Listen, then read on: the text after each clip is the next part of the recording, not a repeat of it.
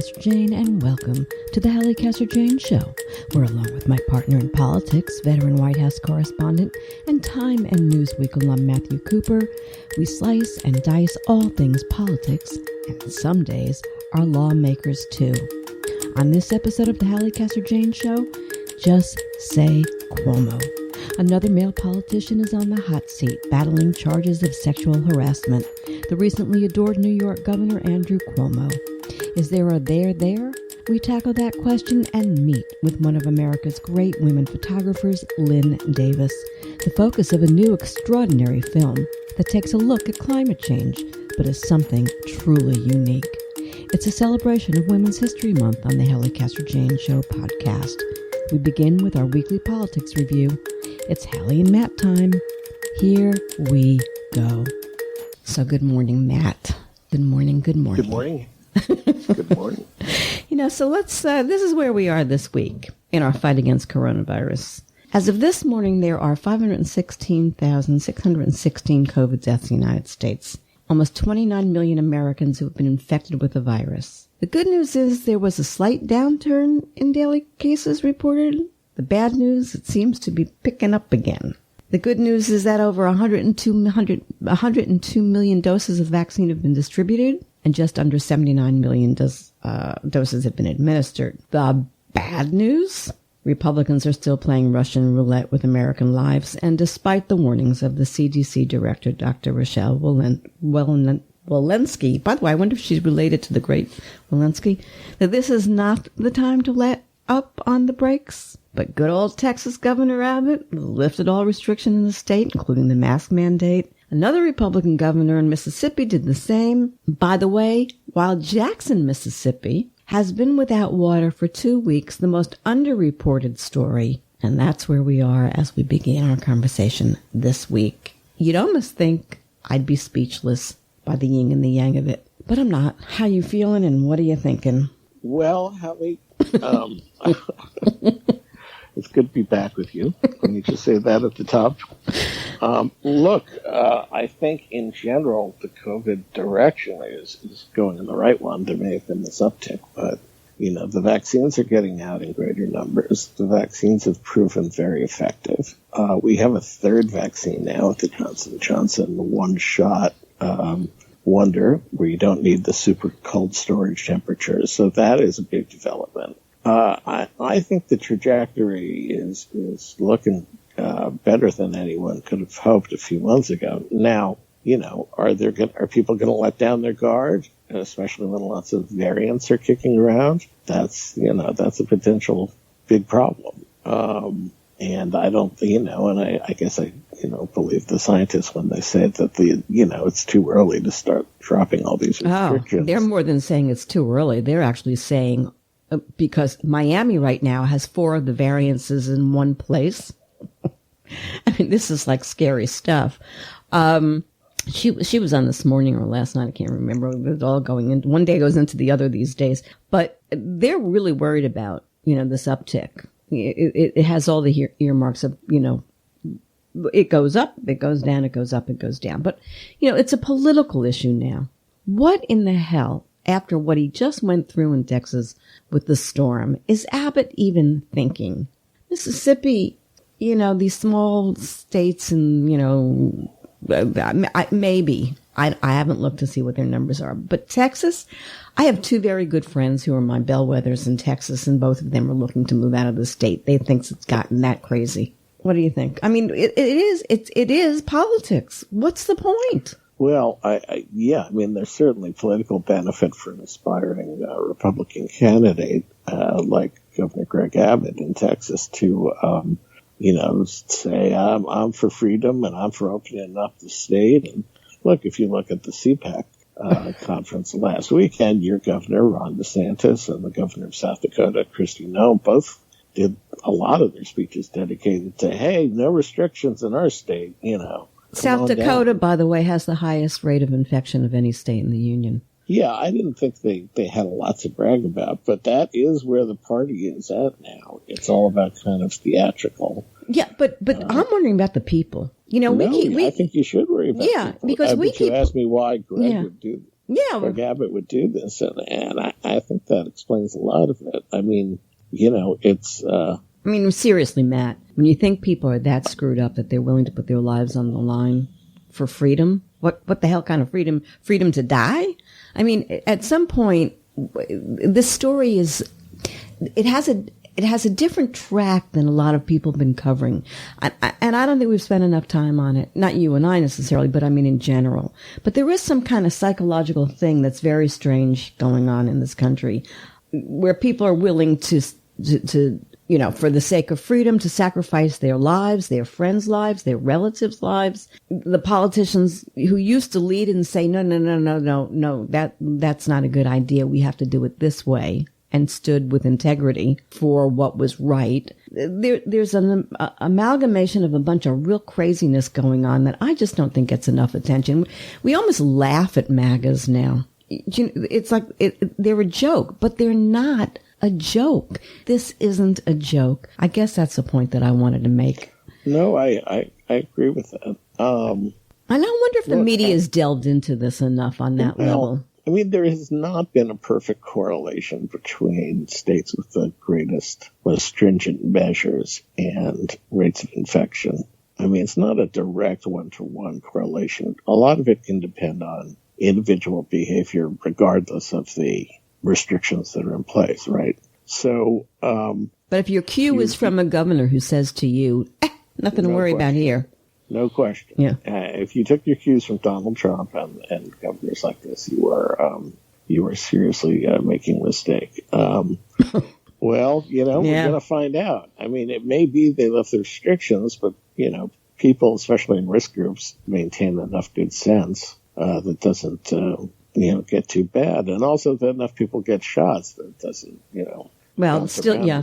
The ones who are willing to not, who are saying that I don't want to get a shot are Republicans, but that number has dropped. They are, the message is getting through that they need to get the shots. I think as people see people they know getting the shot, even if they're kind of MAGA. If you know people getting the shot, you see them getting the shot and they're fine, and now they're taking the masks off or they're just not worried at all. Well, I wouldn't do that. Yeah. I mean, I'm told, yeah. But I look at, this is a long way from over, and the Republicans seem to be getting worse and worse and worse and ginning up the base to the most heinous of all kind of action and thinking and manipulation, and so I worry about it. And I do think we are at a danger zone right now. I'm watching what's going on in my state, and it's just horrifying. It truly is. The guy is just standing up there lying through. We're going to talk about Ron DeSantis in a minute. I want to move on. Yes, please. To Governor Cuomo. Sexual harassment or harassment, however I say harassment. You say. I think about harassment. Harassment. Yeah. Well, it depends where you come from. Where do we start here? Okay. I'm going to go first. Okay, I think I know where you're going, but I want to hear it. There were those who are going to say, I don't like what you say. But I got to tell you that among my women friends, they think this is insanity, ridiculous, Frankel, all over again. Here's the thing about one of the cases in particular, this one about the young girl at the wedding. Matt, how do you call it harassment or anything? It's at a public event. Everybody's right there. Let's start with that one. 2, he says he placed his hands on her face and he asked, even by her own account, he asked if he could kiss her, assuming any of this is true. But even as she portrays it, the word ask fit in. That is not harassment. That's giving you a choice. You want to play or don't you want to play? I'm saying to there's this Democratic woman, I couldn't get her name. She was on CNN this morning, just sounding like a complete, everything that men hate about women, by the way, and other women hate about radical women. I just want to say, man up, ladies. We got to stop this. I'm not even sure I understand harassment. I understand rape and attempted rape. I understand when no doesn't mean no. But this other stuff is getting us into places. Matt, if I were you, I would never ask another woman out unless I had a tape going full time. It's just too friggin' dangerous. What do you say? Well, I'd say on the bright side, he hasn't been driven out of office yet. Yes. I mean, at least everybody's holding their fire a little bit and saying, well, let's investigate. I mean, Kirsten Gillibrand, right, the senator from New York, who was the first to call for Franken to leave, has not called for Cuomo to resign. So that's all I think a modest improvement from the burn the witch, attitude of a couple of years ago. But that, I guess, look, I think anyone who's been a boss and managed people as I have knows you don't take someone to a private room and then kiss them. Well, right. But that's not what happened. That's what happened with the first. Well, so she says, right. Yeah, right. Well, okay, she went. Person. She's running for office. I mean, yes, she could be totally manufacturing it. That's why we have investigations. But if I had to guess, I'd say it probably not. Now, does that mean they should overturn the election of millions of New Yorkers and he should resign? From what I know now, no, I don't think so. I understand where you're coming from. I mean, look, I was very unsettled by the Franken thing. I've written a lot about how I thought it was, fakaked. Right. And I'm just glad, so far that hasn't quite happened to Cuomo. We'll have to wait to see. Part of it is the media. The media's they never liked him that much. No, they despise him. That's clear. He's a tough guy, isn't he? He's tough. He's a tough kid. Sure. Right. But I have to say this to you. Let me just interject this because you might want to respond to it. And that is, it also is orchestrated. I always thought the Franken thing was, we know now because the woman who made the charge against Franken turned out to be this, right-wing, operative for the Republicans. When I see the Washington Examiner and the New York Post and Fox News piling on like lunatics on this, right from the get-go, like they were prepared for absolutely. It says to me this was orchestrated to some degree. We don't know who these women are. We don't know what kind of promises could have been made to them. I don't want to. Absolutely. But here's the part of it that I find interesting, and I don't see the media doing this part on behalf of him because the New York Times is out to get him right now. That they want a Pulitzer. We took down a governor. I've been on the side of that. With editors telling me to do certain things. But the other side of it is, Matt, it just seems... sounds like a story there. But there is a story. There is a story on that. Oh, my God. Are you the honeypot in a ABC News sting or something? Can't talk about it now. But I had one where I had a gun at my back. And I turned out to be correct by it at the end of the day. And the people who I refused to not report on, I had the goods on. They didn't want to run it because they were huge. They're Loudoun County, by the way. Huge contributors to Loudoun County. Oh my Wind God. up in the pokey for exactly what I was alleging, and my editor wouldn't run the story because they were. Interesting. Yeah. He's now dead, so I can talk about it. I couldn't talk about Nikki Aaron. Well, we need a special Patreon room where only paying members can go and get the story. We might have to do that because there are a lot of those. I bet you have a few of your own. But I want to go back to this piling on. So part of the story that's not being covered is this orchestrated by a very angry Trump who really had it in for, his buddy Cuomo, who he backed off of. But I see this as the beginning of Trump going after, not the beginning, he's done it with a number of people already, revenge. So there is that part of the story nobody's written about. Maybe the Washington Monthly wants to take a look at that. The thing about it is, for me, is the media, I think, is also gets into this piling on thing, and I worry about that because there's not much, whatever. And by the same point, this morning, Rear Admiral Ronnie Jackson, now Congressman, Trump's medical guy, right? They did a story, they did an investigation, found out that he had taken Ambien and made sexual advances to staffers, and we knew he had a drinking problem, yet they elected him in Texas, right? Of course. Right. Where's that going? Where's that going? That's what I want to know, where that's going. I bring that to the point where we also have to remember where Cuomo was and how he had dealt a lousy, shitty hand he had, Matt.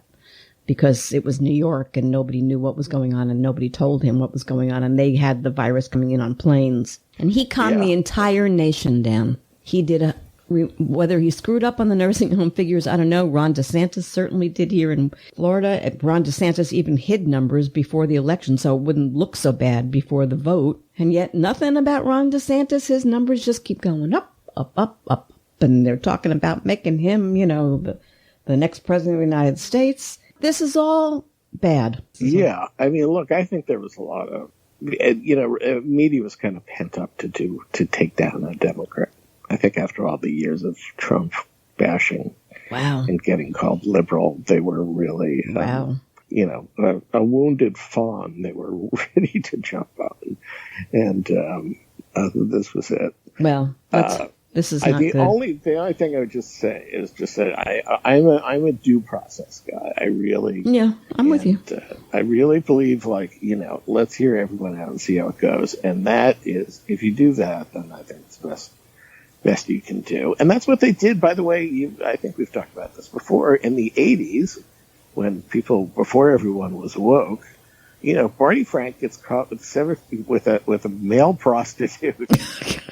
Right, who's living with him, supposedly giving up prostitution, and he's giving him money, and he's letting him do errands and stuff. And so what do? Do they force him out that day? No.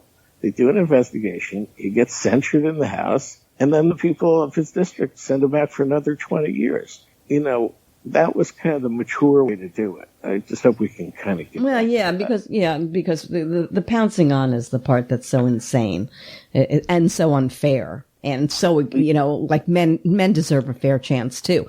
By the way, there's still all this stuff hanging out there in a quote-unquote blue dress on Trump. Nothing happened to him with all the women making charges during his run for and presidency. So, you know, these are things that we have to keep. Let me throw one other thing in there, and that's going after Chris. Because that's also now become the thing. He shouldn't be on air because his brother is under this thing. Well, Chris went on the air the other day and said, I am not talking about my brother.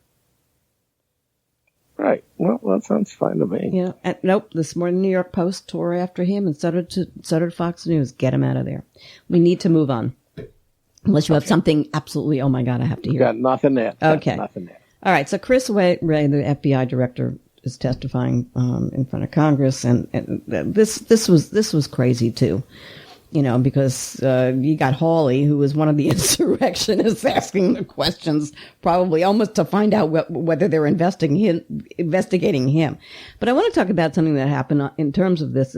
Major General William Walker, the commanding general of D.C. National Guard, said he got immediate approval from the Army leadership in the summer of 2020 to deal with protests in D.C., but on January 6th, he couldn't get immediate approval and says refusal to sign off prior to January 6th was unusual. Now, then Trump was saying the other day, oh, but I did have 10,000 National Guards available. Well, something's not right here. Yeah, I don't think we have the full story. I think tomorrow there's supposed to be a very interesting hearing with a lot of these players, you know, getting at some of what happened there. And I still think a commission is a good idea. To investigate what led up to it and what screwed up while it was happening, because, you know, it's unlikely to happen again in exactly the same way. Things don't repeat themselves identically, but, you know, it could, and certainly at the state capitol it could. Very crazy story there, and there's just so much we still don't know. And I guess March 6th is another serious date, or that they're worried about. March 4th, that's like tomorrow. Yeah, because it's a... you know, I don't know what you call it, but it sounds like March 4th.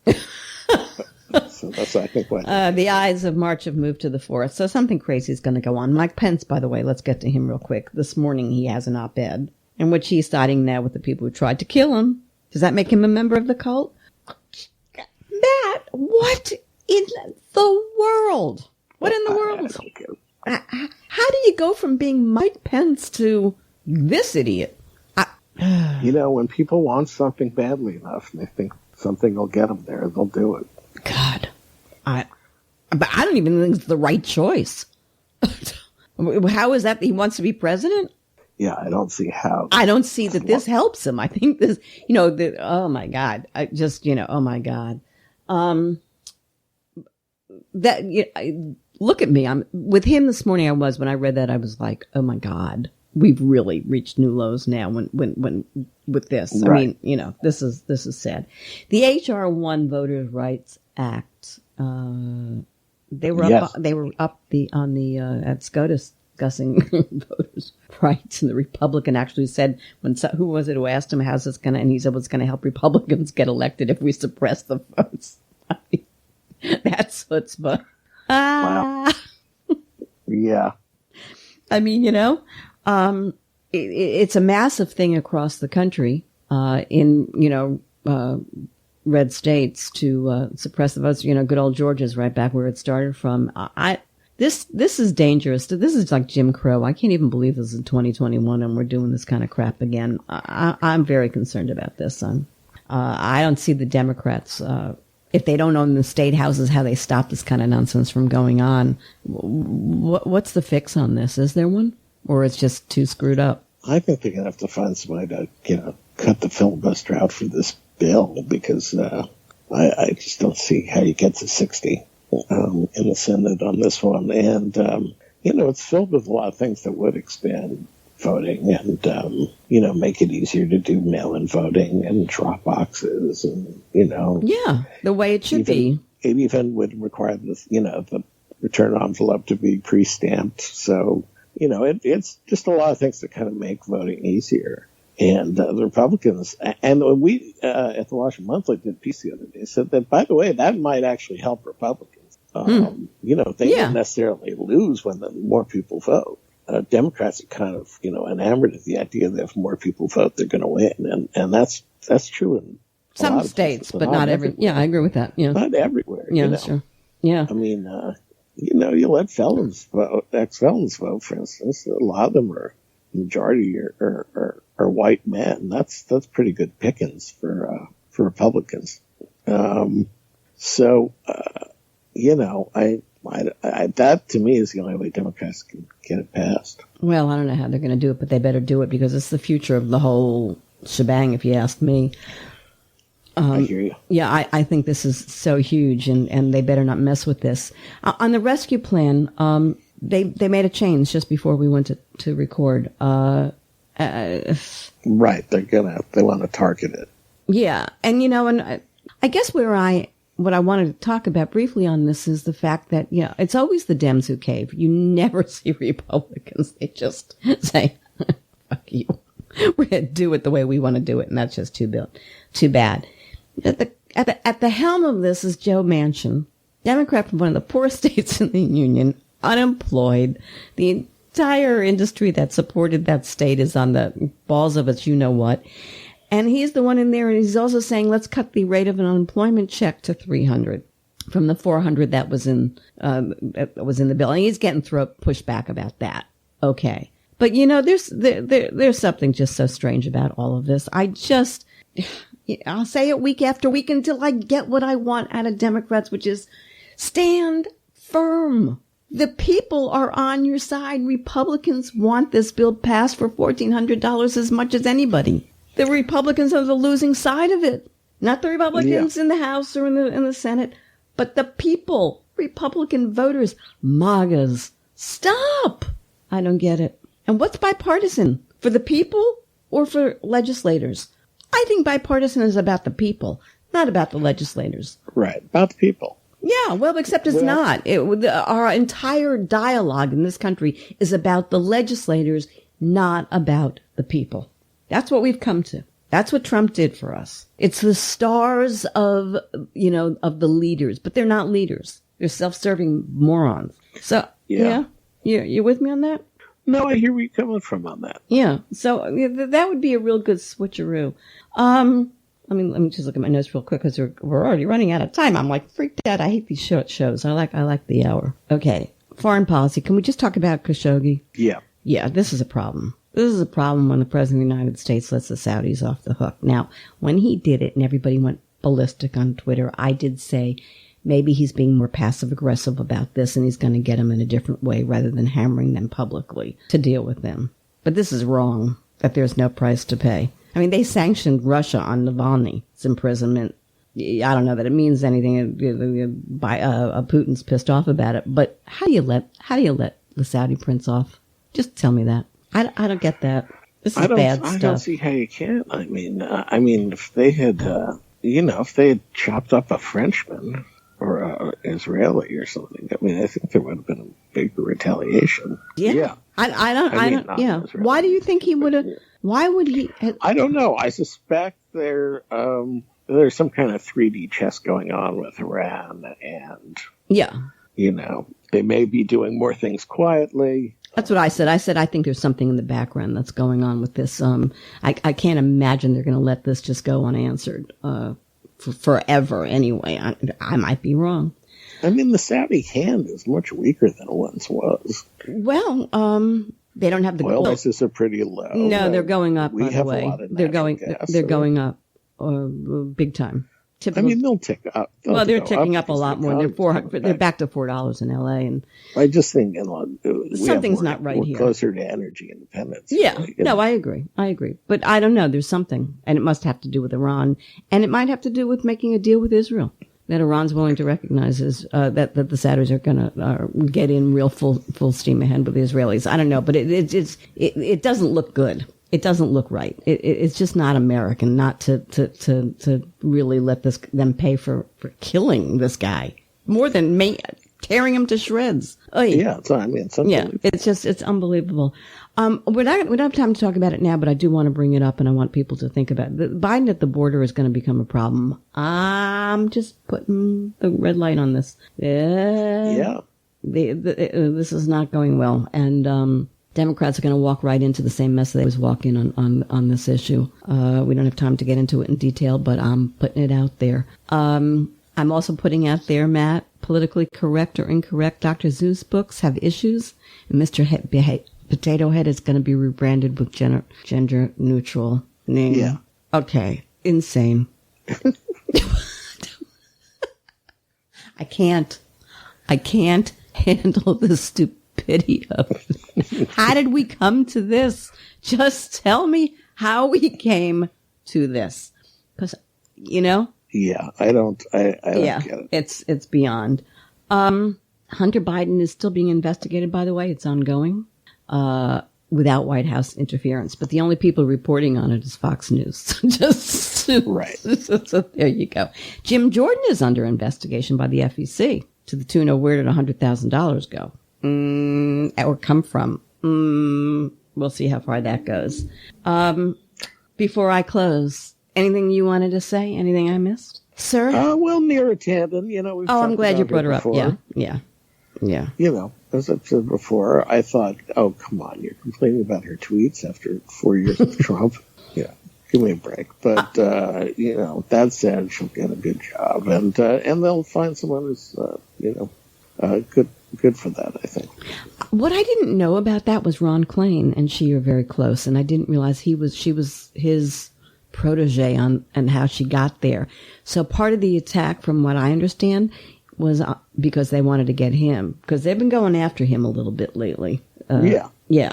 So, it wasn't just what she said. It wasn't just it was her and her tweets. It was also, this was a way to nail. They're really ugly, those Republicans. They're very, very ugly. But I'm going to leave you with this, Matthew, unless you have anything else. No, I'm good. Former President of France, Nicolas Sarkozy, was tried and found guilty of attempting to bribe a judge by offering him a plum job in return for information on one of the many investigations that have dogged him since he was voted out of office back in 2012. Oh my gosh, that's like another lifetime ago. So, can Trump be far behind? Well, I still don't think we'll see Trump himself. I think we will. But it is an interesting precedent. I didn't really know they did that. Yeah, and I don't know where it is on Netanyahu, whether the trial is still going on. I mean, but they do that in Israel all the time. They just throw everybody in jail if they've been a president or a prime minister in Israel. Right, that's just a thing. That's just a thing. I think this speaks volumes, this Sarkozy thing. I think I still say if they can get Trump on the tax thing, it's ta-ta. And now they're going after Weisselberg, his accountant of their 350,000 years. So, whether they can get him to switch and sell Trump out is doubtful to me, but that's the hook in all of this. Okay, that's it. Yeah. Adios, amigo. Anything else? No, that's it. I mean, that was plenty. Yeah, we did it. That was a quick 30 minutes. Goodbye. Good. Turn the world. Goodbye. I'll talk to you. Sometimes we cross paths with something so astonishing, so unexpected, it takes our breath away. And that is what will happen to you when you watch the new documentary, Meltdown, a film that features the stunning work of renowned photographer Lynn Davis and the profound insight of climate scientist Tony Lazarowicz, as they confront the effects of climate change in a remote area of the world, Greenland, ground zero for the climate crisis. Produced as a small, intimate conversation, the film stages the large, stunning canvas of glaciers and ice sheets, a remarkable convergence of art, science, and humanity, where beauty and tragedy share the stage. Davis, the award-winning ice photographer, friend of the greats like Imogene Cunningham and Robert Mapplethorpe, is one of the most fascinating artists of our time, as you'll learn from our interview. Let's talk with Lynn Davis. Hi, Lynn. How are you? I'm good. How are you? Well, I am. Well, I'm pretty good after watching your film last night. Oh my gosh. I was stunned by this on so many levels. I can't even begin to don't know where to even start, but we'll start at the beginning. How's that? Okay. All right. It's a profound, 67 minutes. And I only know that when I finished watching it, something had changed in me. Now, yeah, I'm a climate change person and I've got a background in photography and all that kind of jazz. But lady, you hit me to my core and your partner hit me to the core. And this really is very special. This is something like I haven't ever seen before. But I want to go back to the beginning with you because a lot of people might not know who you are. I want them to know you. You were born where? You got into photography how? Let's just set you up before we go further. Okay. So born in Minneapolis, so a penchant for the cold, okay. Then went to California, where I studied photography, and then moved to New York, 1974. And so I had many years of school, both studying humanities and art history, and then photography. And so then the story sort of starts in New York, my adult story. Your adult story. I have to ask you this, though. As a kid, were you visual? Were you looking at things? Were you breaking things down? What was that something you were doing from a very early age or something you acquired? No, obsessed. From the time a little girl, like when I would get sick and lie in bed, my dad would bring me magazines from around the world, and I'd lie in bed and I would look at the fashion magazines, the travel magazines, the documentary, look, life. So yeah, I was visual from the start. And emotional, which we'll talk about in a minute, I think. So you were apprenticed to one of the great photographers, one of my, I mean, a lot of people don't know about Bernice Abbott, but wow, right? Early woman in the biz and just brilliant. And she was sort of a mentor to you. Tell me her effect on your work. Well, she had a big effect, less on my work, really, than on the way I worked and how to run a studio and how to produce work and all the professional aspects of being an art photographer as opposed to a magazine photographer, which I had been more, a journalist when I was a little younger. When I switched into the art field and went to apprentice with her, it was like everything changed because she had part of Man Ray's laboratory and she had known Ache and all these great figures. And so she had a beautiful library and all these things came to me. It's amazing how who you meet along the way can alter you just enough and how the experience becomes cumulative over the years. You did photograph some of the great early photographers, Abbott, of course, and Imogen Cunningham, lucky you, Roman Vishniac. What about, besides the fact you may be one of the most lucky ladies walking the planet to have all of this cross your path, I mean, how did this all, this had to be profound for you. Did you realize who you were talking to at the time? Or looking back from the perch you're on now, go back and go, wow, look at that. Roman Vishniac and Imogen Cunningham, Abbott. Well, I knew who they all were because I had been at the San Francisco Art Institute and studied photography. So when I came to New York, I came with a set of ideas that I then proposed to the magazines. And Esquire picked up a lot of my ideas. And it was, so I said I wanted to photograph all the old photographers over 80. I wanted to meet them all. Mm-hmm. I wanted to know who they were, where they'd been, where they came from. And that's how that story took place. So it didn't just happen. I had to find them all. Then I had to go to all their homes and I had to convince them, to let me take their picture. So it was amazing and an amazing learning experience, but it was, I did set it up. So where did all the chutzpah come from, honey? That's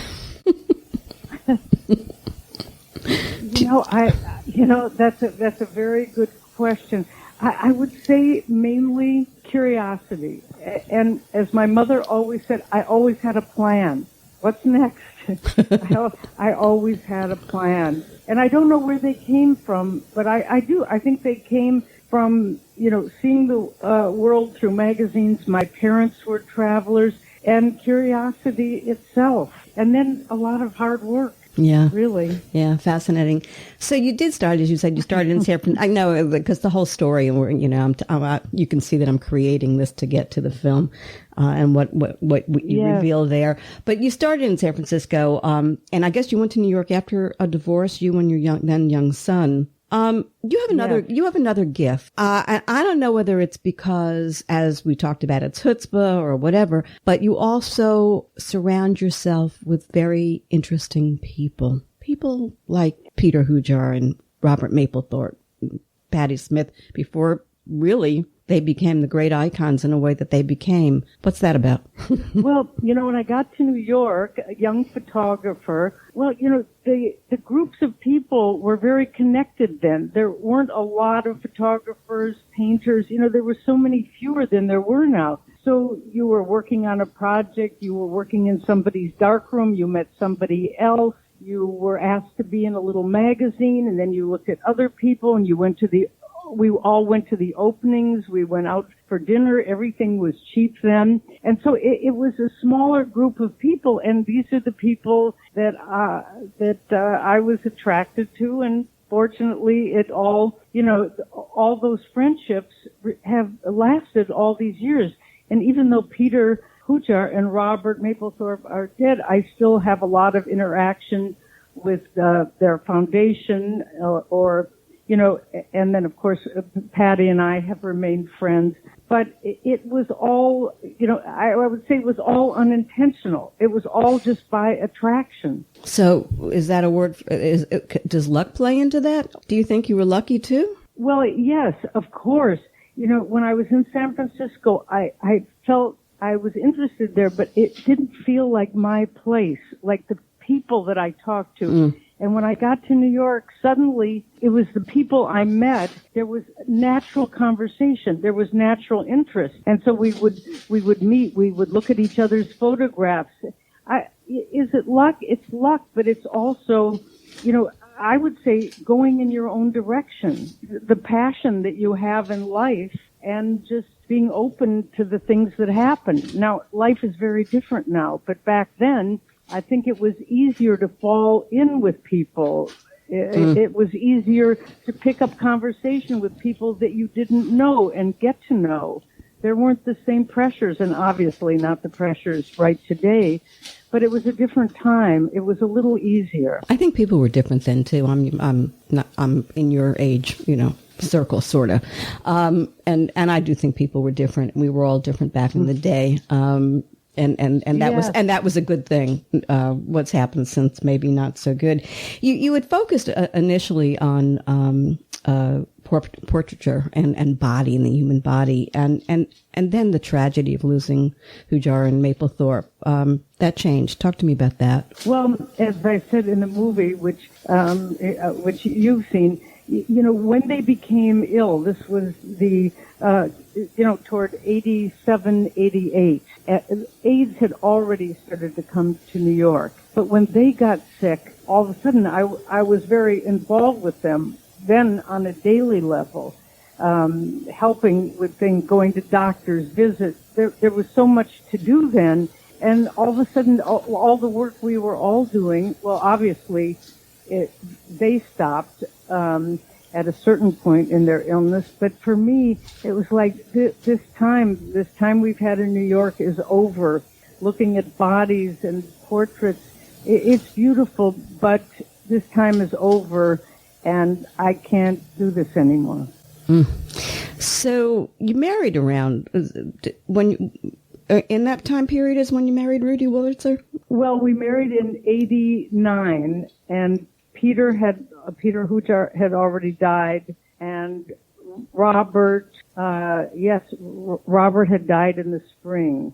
He had died that spring.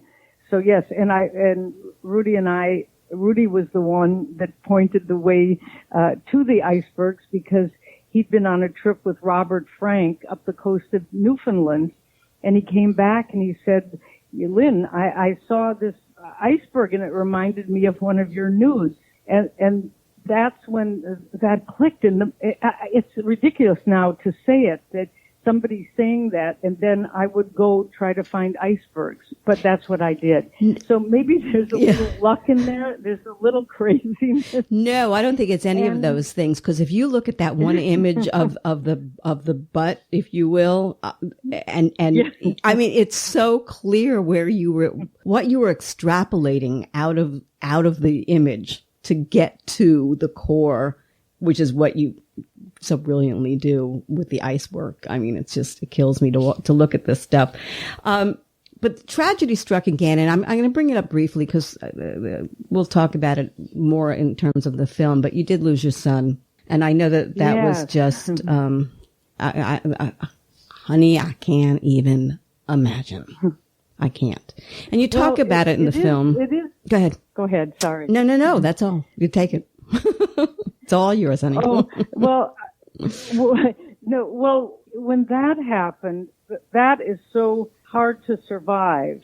And you immediately become one of the people who lost their children, of the millions and millions. But all of a sudden you step across into another, it's like going through one of those doorways, which are often in my photographs, whether they're arches or things from around the world, from deserts. They're passageways. But you're thrust through it. And how are you going to come out of it? You don't know. And part of how I came out of it was I kept working in a very quiet way and with the great support of my husband emotionally and other people. Everybody has their own time, and nothing can stop that time. So I just slowly kept going, very slowly. And then after about 10 years, that's when I went back to Greenland again. So I'm watching this. I'm listening to this. I know your work, and I'm saying to myself, we need to talk about ice. Just ice. Cold, gray, majestic, and yet maybe one of the most beautiful forms of anything that there is in the world. Can you talk to me about this as we get into talking about Meltdown specifically? Oh, yes. Well, ice I could talk about forever, because when I got there, and as I say in the film, something hit me there that was like I had come home. And I think it was the cold, the sculptural shapes, the architecture of the ice, the luminous light, the translucent light, the silver metallic light of the air around the ice, it's truly magical. And it hit me that way. But only you have to go out looking for it. You can't just go on a boat along the thing. You have to go out in the night. You have to go out for hours. You have to go all around the bay. And it's like a magical mystery tour. You literally don't know what you're going to find. And so for me, it was like an amazing treasure hunt in a place that I felt extremely comfortable. And that is the unexplainable to me, really, is why I felt so good there. But of course, the beauty, people would say, isn't it cold? And I'd be thinking cold, and I'd be working all night. I was like, was I cold? What was the temperature? I don't even remember. I got a kick out. Yeah. I felt so in the right place. I hear that. And I totally get that. And one thing that struck me is so funny that you're out there and you're on the boat and you know it's damn cold. Your hair is flying in the wind, and Tony has on this big thing around his head, freaking out, freezing to death.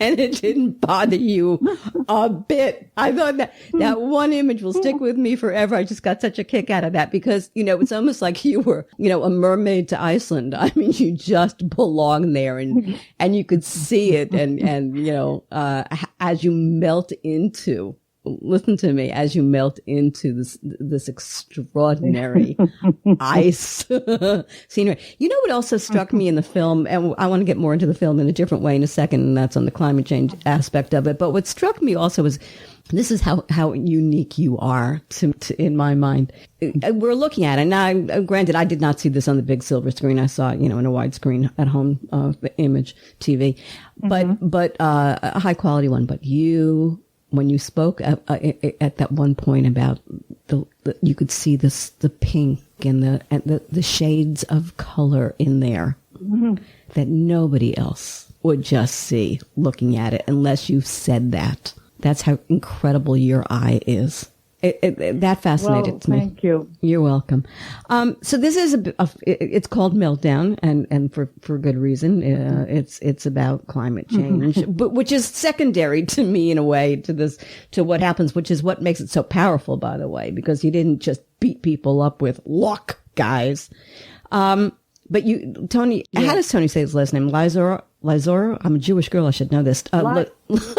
Yes, Lizerwitz. Lizerwitz. Yeah, Lizerwitz. Right. Tony Lizerwitz, the director of the Yale program on climate change communication. You guys are symbiotic. I mean, it was extraordinary to watch the two of you together, and you clearly come from such different places, but he the scientist and you the artist, the emoter, if you will.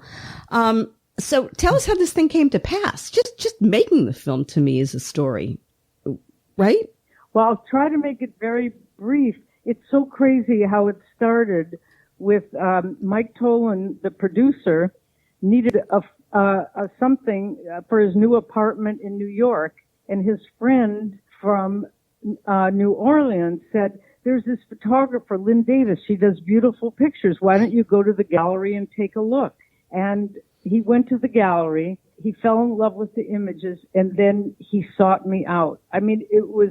And he does sports films. He just did Let's Dance. And we started a conversation, and they wanted to do a film on me. And we made all the plans. And I woke up in the middle of the night and said, I can't do this. I don't know enough about climate change. I can't shoot pictures, find the ice, do all that, and rattle off numbers. I have no background in that. And I said, you have to find somebody who I can talk with and who can talk about these things as comfortably as I can talk about photography and ice. And then they found Tony, and it was just perfect for me. It really was perfect. And you can see in the film, guys, when you watch it, just how they're perfect. It's yin and yang. I mean, it's wonderful. And what I liked about it is he didn't hit us over the head with any of it either. Because you sort of subtly prove the point, You've recorded the changes in the landscape. Look, you were there, as you said, back in the early 90s, and now you're back. And 1986. 86, and you see it. And I'm saying to them, so what more do people need? Why is this so hard for people to get? See it though. Well, yeah, but Most they can't. People can't see it. I guess. And that's why I wanted to make the movie. You know, basically, I'm a behind camera person. I'm not that comfortable in front of the camera, and only because it was the ice and climate change could I do this. Now I'm going back behind the camera because these things needed to be said. They needed to be looked at. I thought I've got to have some record that we were there. We were looking at these things. We were part of it. We saw it. It exists. And that's why I did the film. What was the most devastating thing that you saw that you didn't expect to see, if you will, in the time difference between then and now when you got there this time? I mean, something must have really struck you, or I know you talk about walking on the ice and it cracking, and that was pretty bizarre. But what? Is there something specifically that... Yes. You see, the icebergs that are in Disco Bay that were going around, in the early days, they were much, much higher. They looked like permanent ice mountains, and there was no way into them. And the ice had a different surface to it. It was so tight that the light bounced off it in a different way. And over the years, everything got a little softer. The cracks were more visible. The icebergs weren't as tall. They were lower. The gigantic arches had fallen because the weather was warmer. So the entire look of everything I was looking at, and every time I got there, I couldn't wait to get out on the water and see what had changed. And again, it's a subtle thing because there's still a lot of ice. But if you're really looking, you can see it all. And of course, the people of Ilulissat can see it in many ways. Yeah, and Tony talks about the fact that what most of us laymen don't understand is that it's happening below because the water is warming, and so the melting is going from beneath, not on top necessarily, which is what most people kind of probably perceive as what's happening. And so, you know, and you speak to that in how they're smaller and they've kind of sunk down, if you will. And the natives, you know, certainly see it and talk about it in the film. Really, guys, you got to see this. You got to see this. Some of my favorite parts of the film were you on the boat directing the captain. Get closer. Your character. As the director said, you're definitely in charge. But, you know, you go out with a boat. Well, they don't know where they're going. I mean, they have no idea where they're going. As I say, if I'm 5 miles away, I can see a shape in the distance. Well, the guy driving the boat, who they're all just amazing drivers, but they're not looking at art forms. I mean, they wouldn't know where the hell to go. Excuse my language. They wouldn't know where to go if I wasn't pointing the direction. I mean, I would go out for 4 to 6 hours a night, and I was going from place to place. We'd go in little places. I'd look for shots, and then we'd have to circle and go around. Yes, I was directing. Otherwise, there would have been no pictures because you would just be on a ride. No apology necessary. You know? I think they got you look at the captain, he's like laughing at it. You know, he's just like, this lady is a piece of work. I mean, okay, I'll try. We'll see. I don't want to kill my boat. That costs more than anything. I mean, it was right? It was really fun to watch and to also you shoot with film. Do you mostly shoot with film? I'm so glad to hear that because I shoot all with film. Yeah, this digital stuff doesn't do it for me. I just doesn't have the magic in my opinion. But who am I to say? But and that the camera you were using, was that a Rolleiflex? I couldn't. Yeah, that's my old Rolleiflex. I have that camera that my dad gave to me. That and I shoot with it all the time. Clearest lens in the history of the world. It's wonderful, right? Oh, that's what I say. It's your eye and it's a lens. Yeah. And then it's how you develop the film. It's how you expose it, develop it, and how you make a print and how you tone it. It's a whole it's so different than digital. Now, if in the movie I am using an iPad, I did shoot some of the icebergs, so I would kind of remember exactly where they were the day before, because most of the time the next day they're gone. Right. But I like to record digitally, but none of my prints are made digitally. So Just brilliant. still back in old silver. No, good for you, because I think I think they're two different art forms, by the way. But we don't have time for that conversation.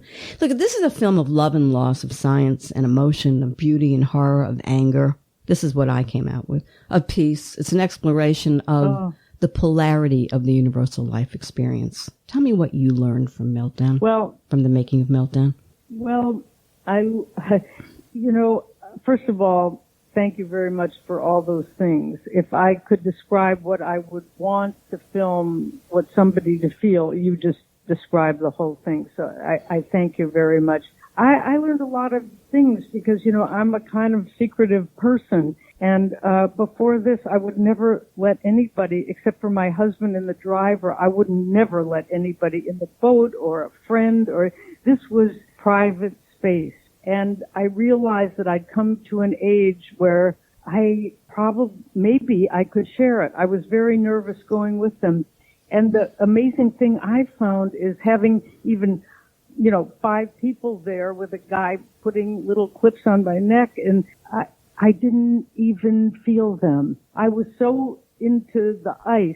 It was just like I was alone. It was really, and that taught me a lot about sharing things, with other people in a way that before I never would have done that. And so it opened me up to another, I don't think even we wouldn't be talking. I was that kind of a private person. And, really? And now I feel like I've got something now to share, and I can do it in my small ways.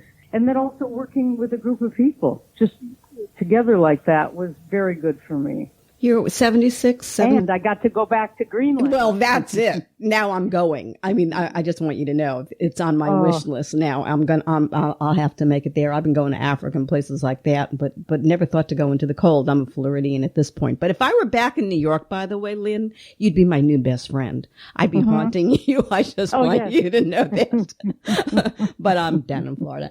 That's very nice. I appreciate no, that. that's really true. If I came across in the film, what I didn't want to do was come as stiff or somebody else. No. And it's very difficult to be yourself when those cameras, but fortunately they weren't too close some of the time. And like I said, I'm so comfortable in the ice that I could be myself, and hopefully, she's I did 76 it well or enough. 77. I'm not sure which one it is yet, but she's got this, absolutely, as I spoke earlier, this shock of white hair that is just to die for. We would all want that. And there she is against the icebergs, and I'm not sure who is whom. She's right, the muse of the ice, and the ice is your muse.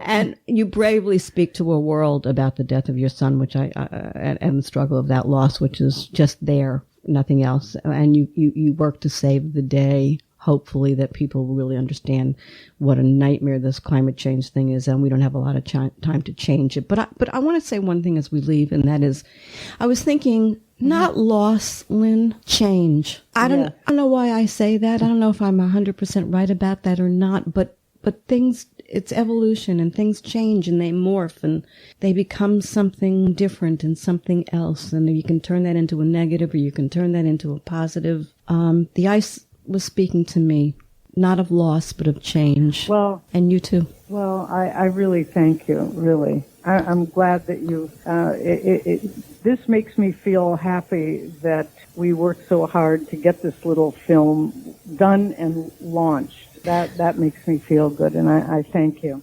Wonderful. Deserves an award. Thank you, ma'am. What a delight to talk to you. Okay, you too, really. Okay. Thank you. Bye-bye. I've been speaking with renowned photographer Lynn Davis about her new documentary, Meltdown.